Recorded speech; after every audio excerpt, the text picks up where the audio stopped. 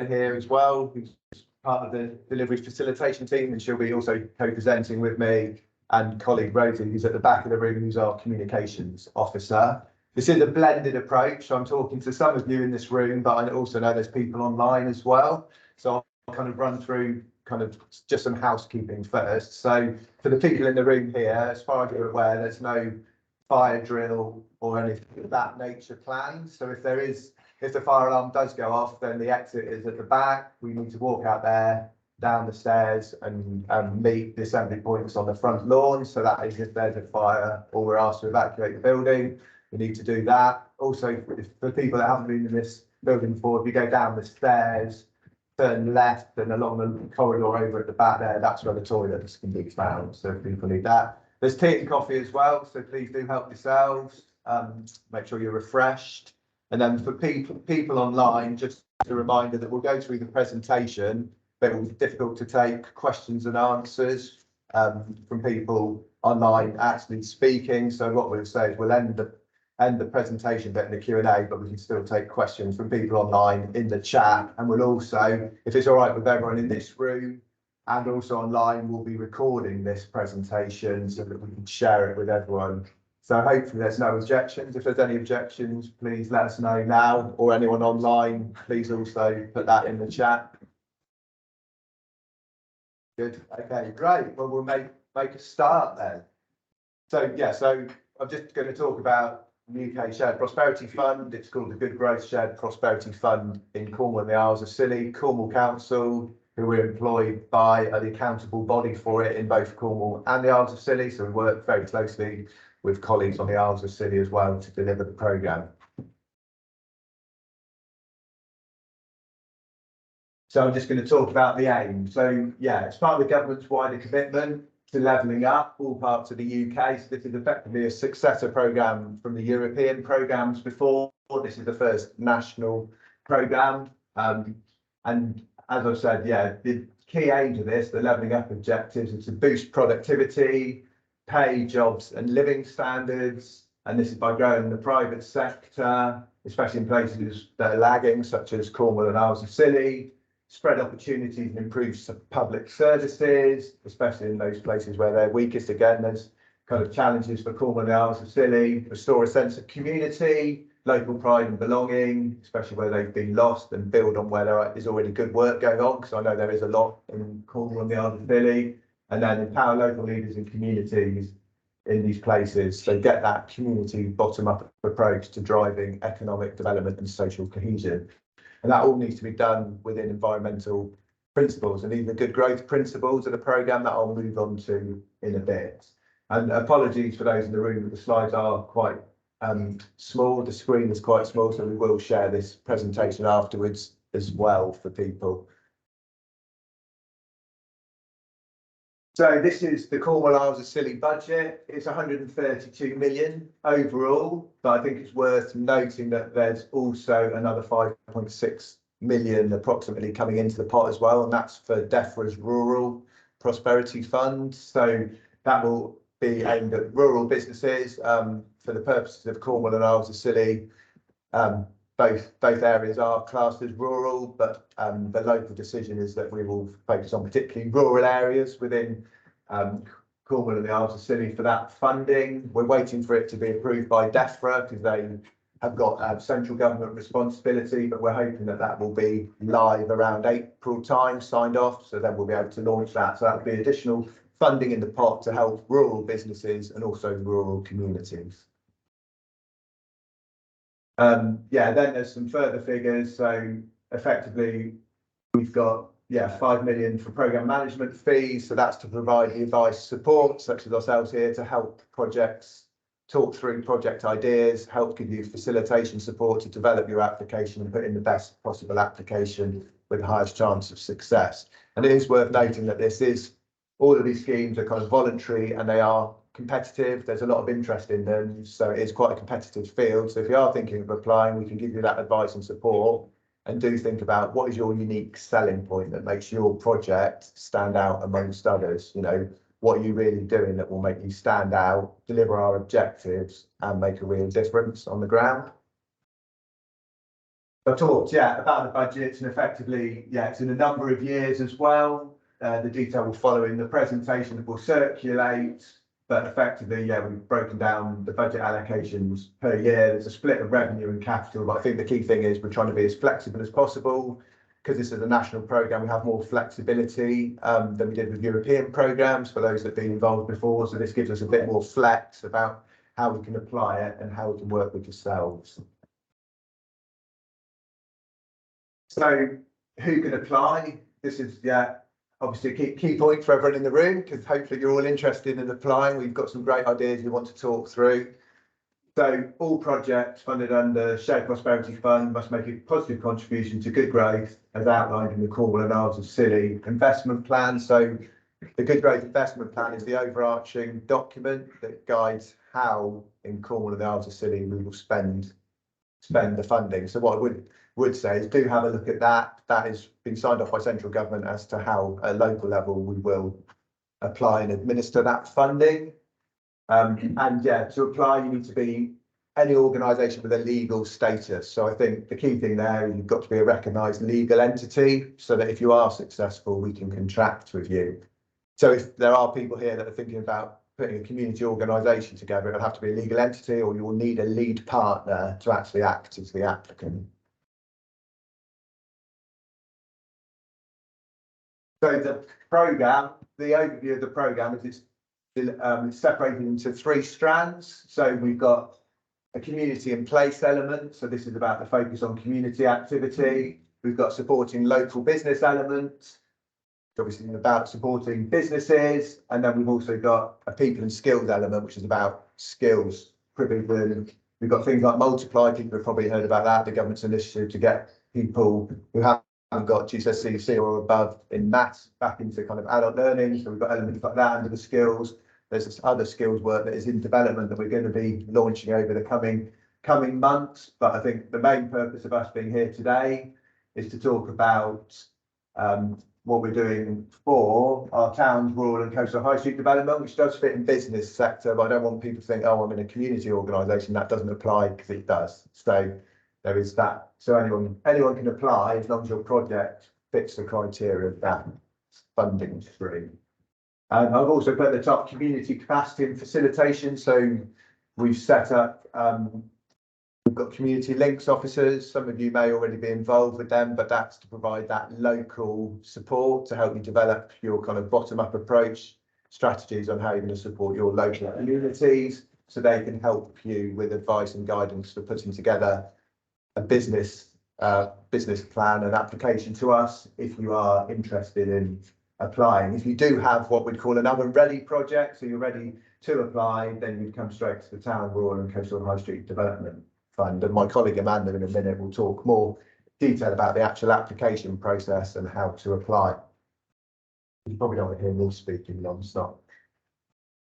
So there's priority outcomes as well for all of that. So again, this is linking back to the good growth principles, which are about improving quality of life. So it's the social element. There's also the environmental, protecting the environment, nature regeneration, reducing CO2 emissions. And then there's the economic side of it as well, leaving a vibrant, thriving economy. So that's drilled down into some of the detail there. So yeah, so a key thing for us with the Good Growth Investment Plan is obviously we've got that budget, that 132, potentially 137 million once the DEFRA Rural Prosperity Fund is added. But what we want to do is lever in additional funding from other public and also private sources, so the money goes further and we deliver more impact, and we're able to leave a lasting outcome and legacy for Cornwall and Isles of Scilly with this programme. So what I would say, and again, Amanda will talk about some of that, is if you've got a good project, a lot of, particularly if it's a community project, we can go up to 100%, but if you've got a good project and you can also bring in other funding sources, it will help with the quality, strength of your application. It also means as well that it shows there's buy-in from other funding streams, so they believe in your project. And it also means when we assess your project, the value for money case, because we're looking at what outcomes you're going to deliver in terms of jobs created, regenerating the high street, those kind of things, they'll score better because you're asking for less funding from us. So definitely a point to kind of bear in mind with what you're doing. But that's not to say that we won't look at projects at 100%, especially if there's a community need, and then less likely to be kind of a purely economically focused project, more of a social one. So within this, yeah, this is open invitations to bid that we're talking about today. So this is where you come in with your applications to us. We've got the call out there, and if you've got a good idea, then yeah, you basically apply directly in. So that's the aim of the High Street Fund today.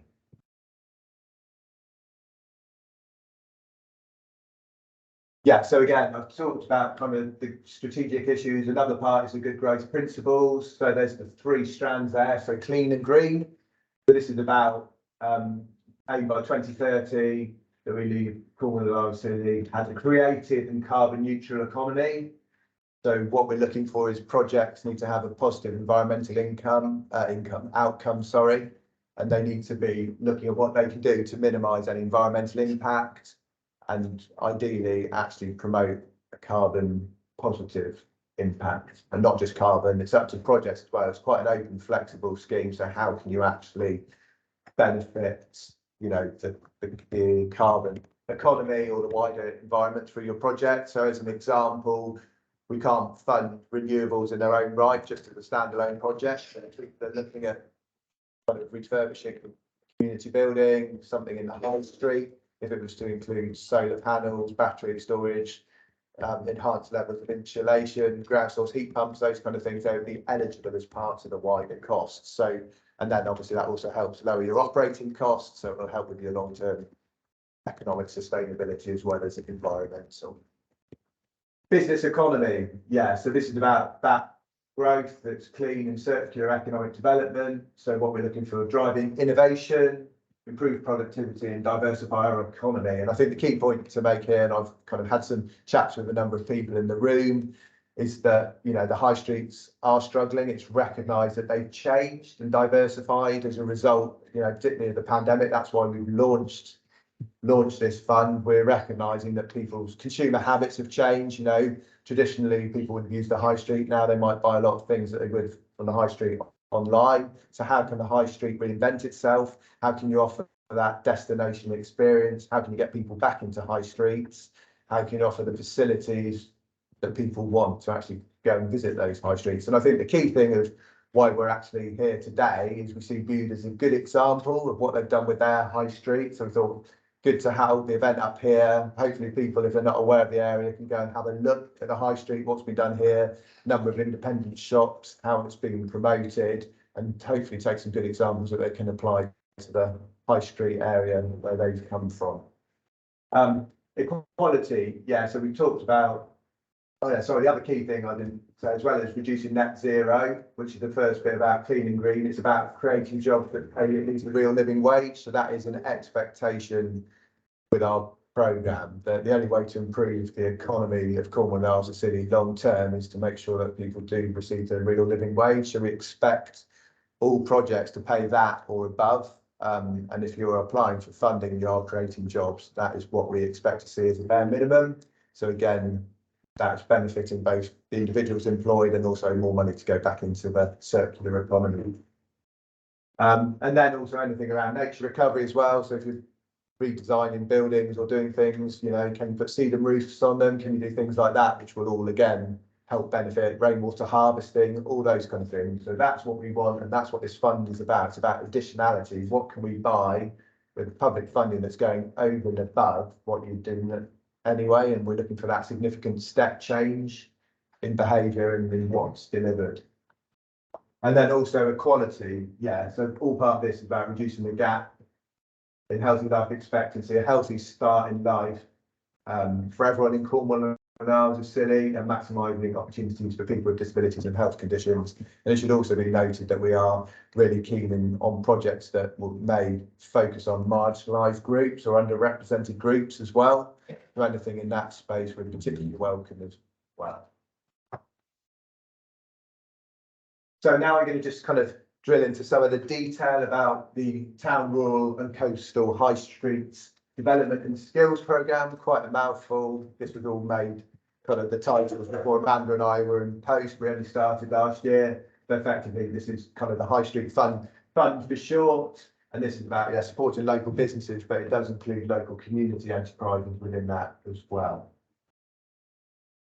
So apologies that this is probably looks quite small on the screen unless you've got very good eyesight for those in the room. But at the moment, I'll just talk through some of the headline kind of information. So we operate in application windows. So there's a number of kind of application windows where applications need to be received by that deadline. Then they'll be assessed. So they're appraised within our appraisal team, and then they'll go to the Economic Prosperity Board, which is the decision panel effectively that will make a decision on your project. So the next application window is the 3rd of April this year, and then the final one is the 4th of August. And then once they're in, the applications are submitted by the 3rd of April. We're aiming for week commencing 8th of May to get those to the Economic Prosperity Board, the decision panel, and those that are submitted by the 4th of August to the 18th of September, Economic Prosperity Board. Key other kind of information is the total amount for this fund is 4.4 million. We've got maximum kind of grant amount for any single project of 2 million and a minimum of 30,000. So that gives a range, and it will mean that, you know, scopes of projects of different sizes are welcome to apply. And then within that, we've also got a split of revenue and capital. So up to 1.25 million for revenue and 3.15 for capital. So again, that should encourage people to come through. And for this fund, though I have mentioned high intervention rates, for this fund, 50 to 80% is the maximum grant rate. So you will need to find 20% funding from either a public or private source elsewhere. So yeah, appropriately answer the question at this point. The capital for such a project could include actually securing ownership of a premises. Yeah, so I guess with look at each individual project. So I can give kind of generalised advice, but it depends on the kind of individual circumstances. So we're happy to have kind of chats with people in a room individually afterwards, or we can pick up with those online, kind of arrange, Amanda and I can arrange to have a discussion with people. But I think the key thing is we'd look at it, if you're a community group, you're getting property gifted or whatever it may be, then we could look at that as part of your kind of funding setup. So so in terms of the summary, what are we looking at? We're looking at applications from retail, non-retail businesses, property owners, public, private and third sector, developers and skills providers across our towns, rural, coastal and island settlements, with a particular focus on projects that can regenerate existing retail centres and or improve the productivity of businesses located on our high streets and other neighbourhood shopping areas. So it doesn't necessarily need to be on the immediate high street, it can be adjacent areas as well. So again, at the end, we can pick that up with anyone if you've got particular cases and you're not sure whether you fit this. And I think the other thing to say is, deliverables. So I've talked about the good growth principles. So we're looking at projects that accelerate progress towards net zero, encourage jobs paying a real living wage, encourage nature recovery and strong communities. They'll be the priorities. And again, communities and businesses able to access the opportunities available through this fund and our environment will benefit from this, and that will also means that they'll target the economic prosperity element of the programme, which is the key overarching theme. And then, just some examples: encourage open markets, development and refurbishment of new and existing buildings, creating managed workspace hubs where there's demand, investing in electrical vehicle infrastructure, and then also feasibility studies we can do as well, if you're not quite ready to do kind of capital project. But I think that's just examples, but what we're looking at from yourselves is for you to tell us, what does your community need, make the case, and then we can work with you to develop that. So they're just some examples, but we've left them the funding stream deliberately open so people can actually apply with what they think might work, and we've got quite a lot of flexibility basically.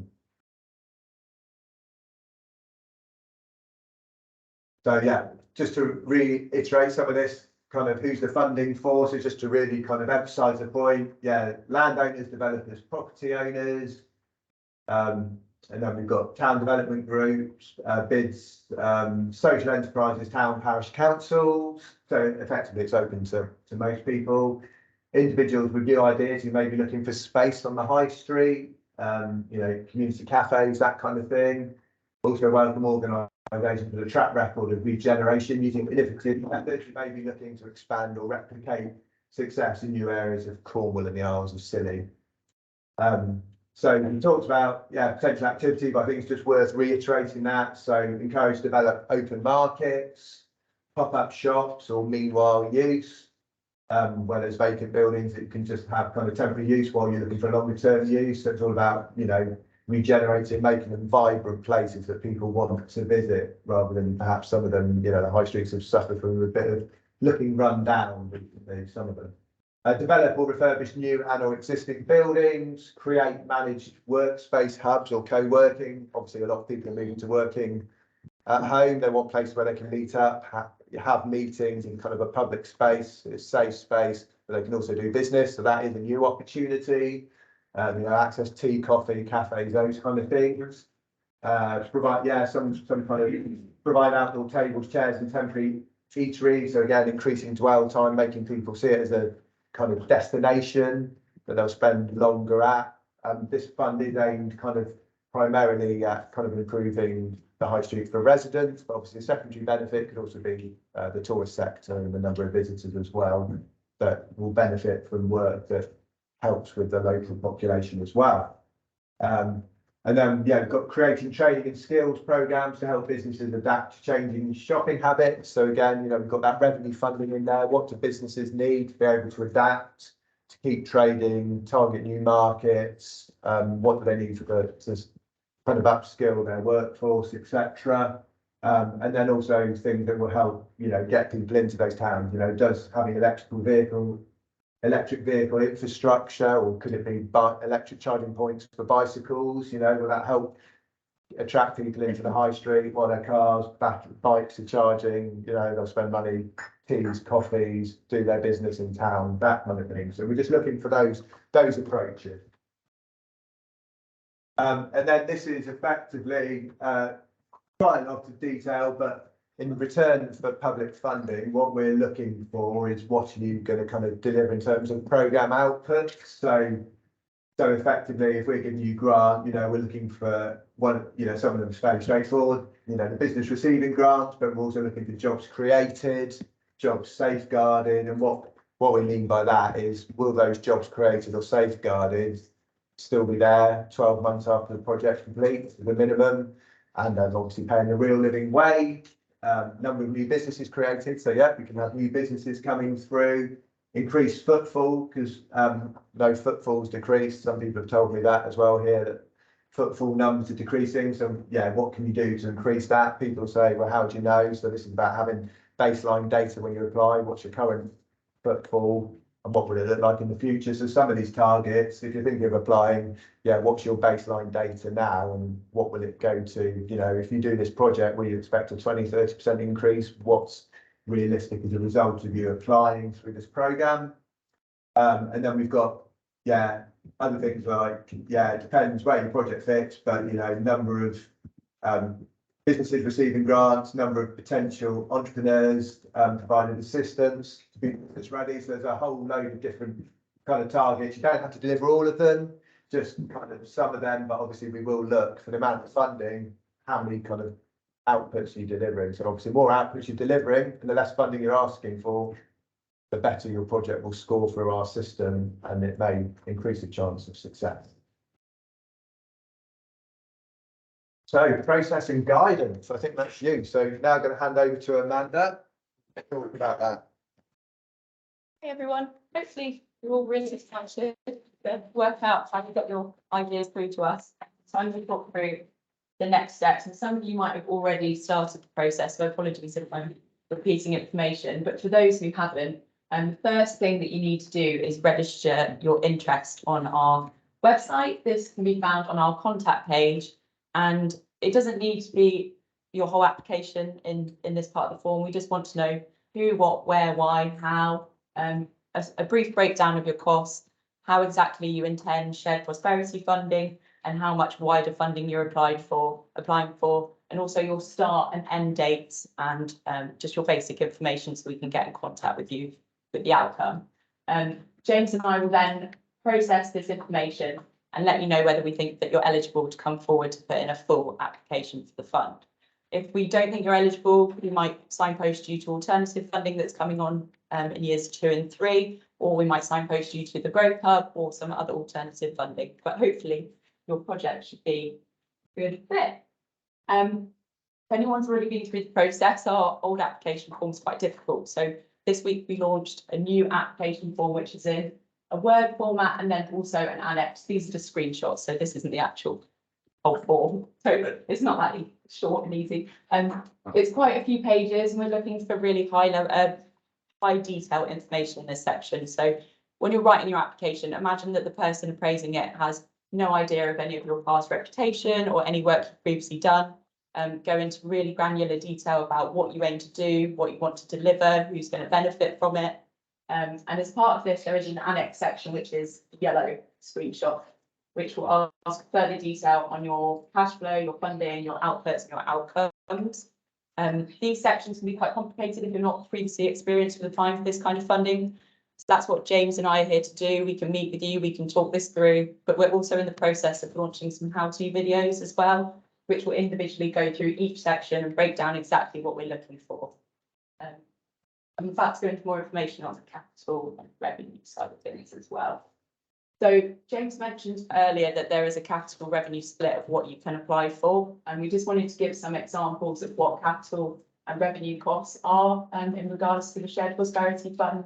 The capital things are usually the elements that are going to be there for a long time. So building that's in place, any plant and machinery that you're purchasing, those more tangible, long-standing things. And then your revenue costs are things like your staff costs, your cost of materials, contracts and consultations.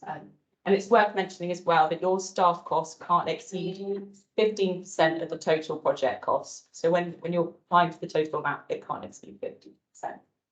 And we'll send this round as well. And there's also more information on our website of what they are.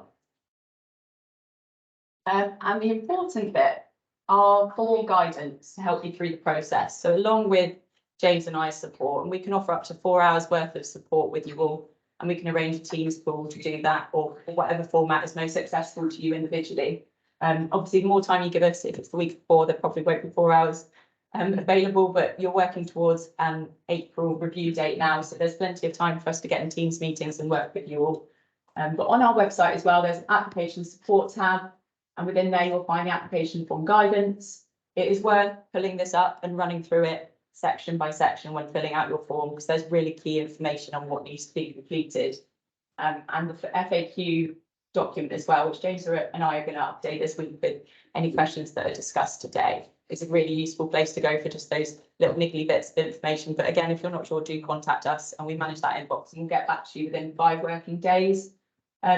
It's also worth mentioning that with enough time, James and I can review your application, so take a light touch review, have a look through it for you, make sure that you haven't got any information missing or that your cash flow aligns, and also make sure that your policy documents are correct, because that's really important that they are also attached correctly and filled out correctly. Otherwise, you might fail our initial gateway process. Sorry if I spoke through that quite quickly. And then the most important thing, how do you get hold of us? This is our email address. I'll circulate it after this meeting as well, and you should have got an email to attend today from this mailbox, but that is James and I that manage that mailbox, and as I said, we're here to support you getting a good application and guide you and provide honest feedback on whether we think you might be successful. So do use the resource, it's what we're here to do. And yeah, I'll actually leave that on screen just so people can take note of it if they want to, but the next slide is regarding questions. So I think we'll probably stop recording now for those that are online, and if people online have any questions, if they can put them in the chat and we'll get back to them after the meeting. But we can now go to questions for the room. Thank you for listening. Thanks, Amanda. So, yeah, are there any questions, thoughts from that?